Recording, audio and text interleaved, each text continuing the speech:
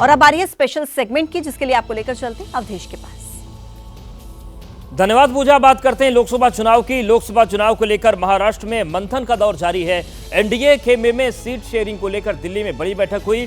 दिल्ली में गृह मंत्री अमित शाह के आवास पर एक बैठक ये 1 घंटे तक चली और सीटों के बंटवारे को लेकर लंबी बातचीत हुई। उम्मीद है कि बहुत जल्द सीट शेयरिंग पर ऐलान हो जाएगा।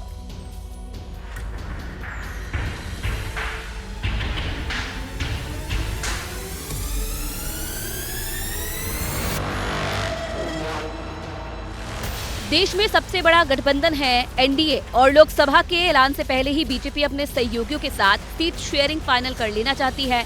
लेकिन लोकसभा में सीट के लिहाज से देश के दूसरे बड़े राज्य महाराष्ट्र में पेच अभी भी सुलझ नहीं पा रहा। लिहाजा सवाल उठ रहे हैं कि आखिर महाराष्ट्र में एनडीए की क्या होगी चुनावी रणनीति, सीट शेयरिंग का क्या होगा फॉर्मूला, कौन कितनी सीटों पर लड़ेगा चुनाव, सीटों के तालमेल पर कब होगा ऐलान।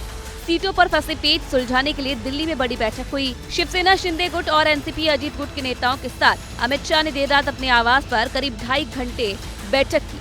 बैठक में बीजेपी अध्यक्ष जेपी नड्डा, महाराष्ट्र बीजेपी अध्यक्ष चंद्रशेखर बावनकुले, डिप्टी सीएम देवेंद्र फडणवीस के अलावा शिवसेना शिंदे गुट से सीएम एकनाथ शिंदे तो एनसीपी अजीत पवार गुट से अजीत पवार और प्रफुल्ल पटेल शामिल हुए।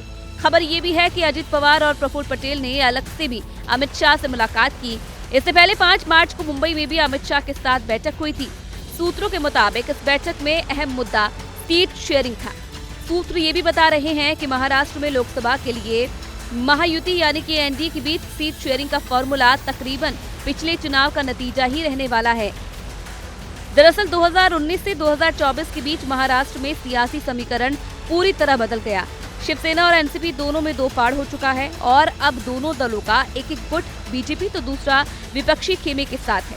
48 सीटों वाले महाराष्ट्र में 2019 में बीजेपी और शिवसेना का गठबंधन था, जिसमें बीजेपी 25 और शिवसेना 23 सीटों पर लड़ी थी और बीजेपी ने 23 सीटों पर जीत दर्ज की थी, जबकि शिवसेना को 18 सीटों पर जीत मिली थी। वहीं एनसीपी को 4 सीटों पर जीत मिली थी। कांग्रेस, एआईएमआईएम और निर्दलीय को 1-1 सीट मिली थी। अब बदले हुए सियासी हालात में बीजेपी 30 सीटों पर चुनाव लड़ना चाहती है, जबकि शिवसेना शिंदे गुट 18 और अजीत पवार की एनसीपी 10 सीटों पर चुनाव लड़ना चाहती है। शिवसेना शिंदे गुट और एनसीपी अजीत गुट की इस दावेदारी से सीट शेयरिंग पर बात अटकी हुई है। लिहाजा सूत्र बता रहे हैं कि पिछले चुनाव के नतीजों को ही फॉर्मूला बनाकर बीजेपी बीच का रास्ता निकालने की कोशिश में है, जिसके तहत शिवसेना शिंदे गुट को 10 से 12 सीटें दी जा सकती है और शिंदे गुट के 6 उम्मीदवार बीजेपी के सिंबल पर चुनाव लड़ सकते हैं। इसके अलावा बीजेपी और शिवसेना के बीच कुछ सीटों की अदला बदली भी हो सकती है। पिछले चुनाव में एनसीपी को 4 सीटें मिली थी, लिहाजा उसे सीट देने का वही फॉर्मूला अपनाया जा सकता है।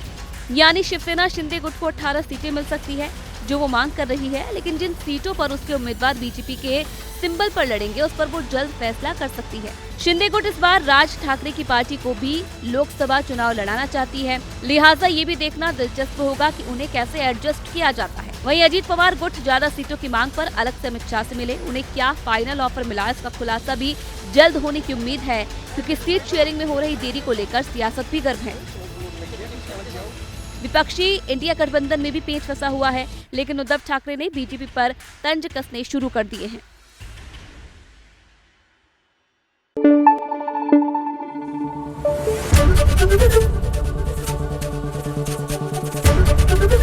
एबीपी न्यूज आपको रखे आगे।